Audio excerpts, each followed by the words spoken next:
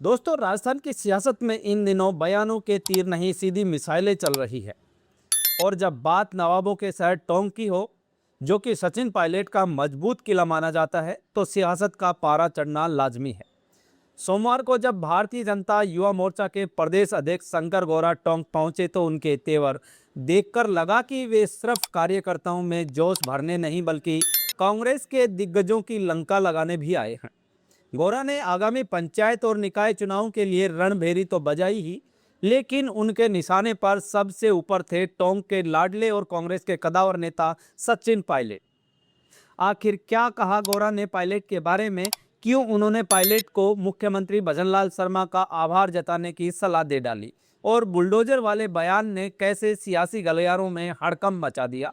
आज के इस विशेष एपिसोड में हम टोंक से आई इस बड़ी खबर का पूरा बुलडोजर एक्शन दिखाएंगे। वीडियो के आखिर तक बने रहिएगा क्योंकि कहानी में ट्विस्ट अभी बाकी है।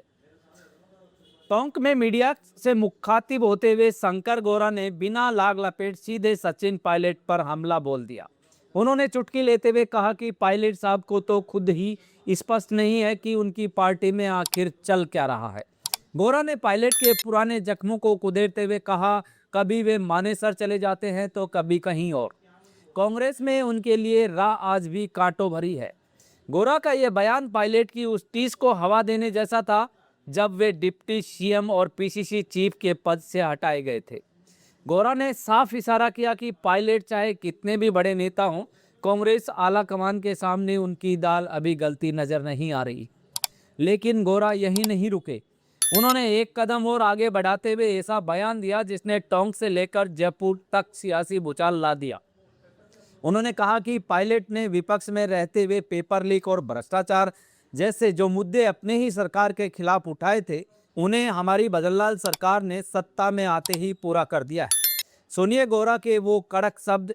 कायदे से तो सचिन पायलट को मुख्यमंत्री भजनलाल शर्मा को सार्वजनिक आभार व्यक्त करना चाहिए। गौरा ने साफ तौर पर यह साबित करने की कोशिश की कि जो काम पायलट अपनी सरकार में नहीं करवा पाए वो सिर्फ 6 महीने में बीजेपी सरकार ने कर दिखाया है। क्या पायलट इस आभार वाले बयान का जवाब देंगे? ये तो आने वाला वक्त ही बताएगा। टोंक में हाल ही में हुई पत्थरबाजी की घटनाओं पर कड़ा रुख अपनाते हुए गौरा ने बुलडोजर एक्शन को समय की जरूरत बताया। उन्होंने साफ लफ्जों में चेतावनी दी कि भजनलाल सरकार में दोषियों को बख्शा नहीं जाएगा और जरूरत पड़ी तो अपराधियों के घरों पर बुलडोजर भी चलेगा।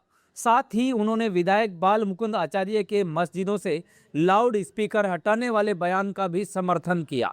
कांग्रेस की अंदरूनी खींचतान पर चुटकी लेते हुए गौरा ने पीसीसी चीफ गोविंद सिंह डोटासरा और नेता प्रतिपक्ष टीकाराम जूली के रिश्तों पर भी तंज कसा। उन्होंने कहा कि सदन में डोटासरा जी खुद ही इतना बोलते हैं कि जूली साहब को मौका ही नहीं मिलता। गौरा की सलाह है कि कांग्रेस पहले अपने आंतरिक कलह सुलझाए, फिर जनता की बात करे। तो साथियों, ये थे भारतीय जनता युवा मोर्चा के प्रदेश अध्यक्ष शंकर गौरा, जिन्होंने टोंक में सचिन पायलट के गढ़ में घुसकर उन्हें आभार जताने की सलाह दे डाली। गौरा ने पंचायत और निकाय चुनाव के लिए रणभेरी तो बजा दी है, लेकिन क्या बीजेपी पायलट के इस किले में सेंध लगा पाएगी? क्या पायलट इस चुनौती को स्वीकार करेंगे? आपको क्या लगता है? क्या वाकई सचिन पायलट को मुख्यमंत्री भजनलाल शर्मा का आभार जताना चाहिए या ये सिर्फ एक चुनाव से पहले की सियासी बयानबाजी है? अपनी राय कमेंट बॉक्स में जरूर लिखें। राजस्थान के हर सियासी उठापटक का सच जानने के लिए रॉयल पत्रिका को सब्सक्राइब करें। मिलते हैं अगले वीडियो में, तब तक के लिए धन्यवाद।